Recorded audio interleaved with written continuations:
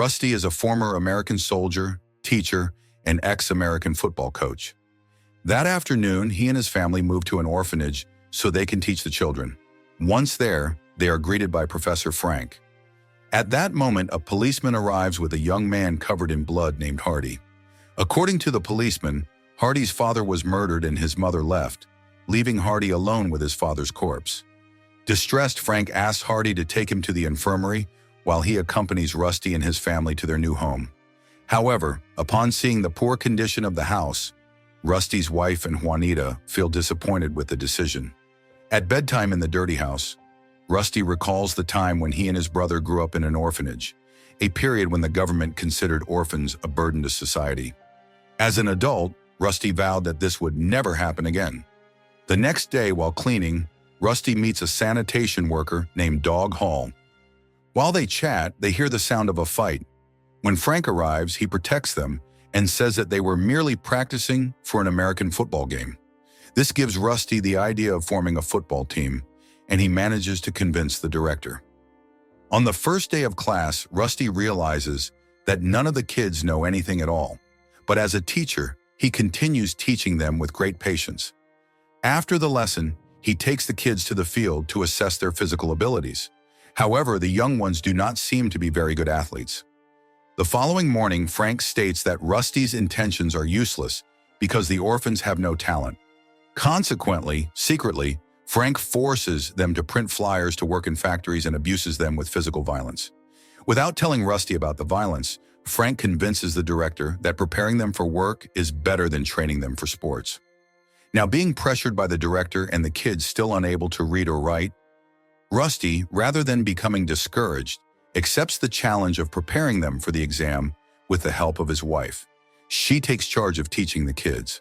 On exam day, all the students strive to solve the evaluation questions. That night, we see Rusty worrying about the results, but his wife seems calm. The next day, while they practice, the orphanage director comes over and informs them that 17 kids passed the exam and only 5 failed. Upon hearing this, they rejoice and continue practicing. However, due to their enthusiasm, they end up puncturing the ball with a plant. A few days later, Rusty and Dog attend a meeting about the school football league. There, Rusty registers his team under the name Masonic Home, but the league president rejects the request because each school must have a minimum of 500 students.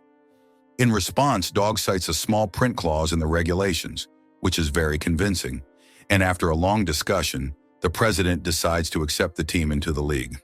Upon returning, Rusty conveys the meeting's decision, and everyone feels very happy. When the day of the tournament arrives, the team does not follow the rules to the letter, as it is their first time, and when Hardy manages to score the first point, it is annulled by the referee because his friend committed a foul. As a result, the entire team starts fighting, blaming one another. So Rusty and Dog try to calm them down. In that first match, the Masonic Home team lost by a difference of 35 points. The next day, while Rusty is thinking of a strategy, he sees his daughter drawing something. When he asks her about it, she tells him it is a football formation. Thanks to this, Rusty gets an idea. That night, he forces them to go out to the yard to show a new formation strategy. He explains that the new strategy will exchange strength for speed, meaning that they will not have to physically fight against their larger opponents if they cannot catch them. However, everyone appears pessimistic and insecure about the strategy. To motivate them, he tells them that as a child he lived in the same orphanage as they did, feeling alone, ignored, and without supportive parents. Even so, he never gave up and continued fighting for his dreams to become who he is today. For that reason, he hopes that everyone develops a strong mindset. Motivated, the group shouts that they are proud of who they are, but Jardine does not join in. Confused, Rusty asks him why, and in response, he says it is silly. Days later, the second match arrives in which the team shatters the scoreboard with the new formation. On the way home victorious, Rusty sees a van and another school bus mocking them by saying that they would never beat First Division teams. Upon hearing this, Rusty remains patient and decides not to pay attention to their words. Days pass, and the news of the Masonic team's victory spreads throughout America. Thanks to the media attention, many people come to see them. Before the match begins, Rusty ignites the spirit of his team with an inspiring speech. At the end of the game, the team is once again victorious. Victory after victory, they manage to win the heart of America. After a week of rest, a woman appears with the intention of finding her abandoned son, named City. The woman cries, pleading for her son to come home while confessing that she regrets having abandoned him. However, he refuses because he knows that his mother only came for him now that he is famous. With his heart broken, he had hoped that his mother would come for him, but she never did. Seeing him in that state, his friends console him. The orphanage team continues to win, and no team has been able to defeat their formation. Gradually, Rusty's dream of elevating the status of the orphans began to become a reality. The next day, the orphanage director received a donation of football uniforms from another school team after the orphanage chief left. Dog, drinking alcohol, had his example questioned because that was not a good example for the kids. On the other hand, Frank had been meeting secretly with the Masonic team's rival. Coach Loser had paid Frank to find faults in the Masonic team in order to disqualify them. For that reason, Frank helps him discover that Hardy is 1 year older than the age permitted for the tournament. A week later, the Masonic team plays against Luther's team. As in the previous matches, the orphans easily secure victory. Seeing his team nearly defeated, Luther forces his team to intentionally injure the Masonic players despite the clear fouls committed by the rival team. The orphans manage to take home the trophy that night. When the kids are asleep, Frank bursts into the dormitory and strikes one of the students with a wooden stick as punishment for allegedly spying in the girls' dormitory. Hardy, refusing to let his friend be beaten, then strikes Frank with the wooden stick. The next morning, Rusty is stunned when he reads in the newspaper about the disqualification of the Masonic team due to the age issue. When he goes to tell Dog, he learns about the previous night's altercation, so he goes to inform the director. However, it appears that Frank had already concocted a story. Rusty tries to tell the truth. However, the director does not believe him. Disappointed, Rusty goes home and tells Juanita that he feels like he is fighting alone. Seeing her husband's despair, she gives him a bundle of letters of support from fans all over America, demonstrating that he is not alone. Later, the team arrives at the teacher's house and informs him that since the incident the previous night at the orphanage, upon hearing the news, Rusty was sure he would return to his former home. And indeed, there he finds him. Rusty tells him that in his past he too had felt fear, especially when he was on the battlefield. He endured the death of his brother before his eyes when he was young. He thought that there was nothing left to consider as family. Upon hearing this, Hardy becomes angry, and rather than reflecting on his own situation, Rusty consoles him while all their friends arrive and take him back home. The next day, after the disqualification of the Masonic team, many people protested and demanded that the Football League annul the decision. There was a great uproar in the country, and people were very interested in watching the next session of the Interscholastic League. However, when the time came, the person in charge announced that there was a problem with Hardy. According to his birth certificate, Hardy was too old to participate in the league. Despite this, Hardy does not give up so easily. He explains that the birth certificate belonged to his brother, who had died a long time ago, and that all the Hardy children in the family were named after him.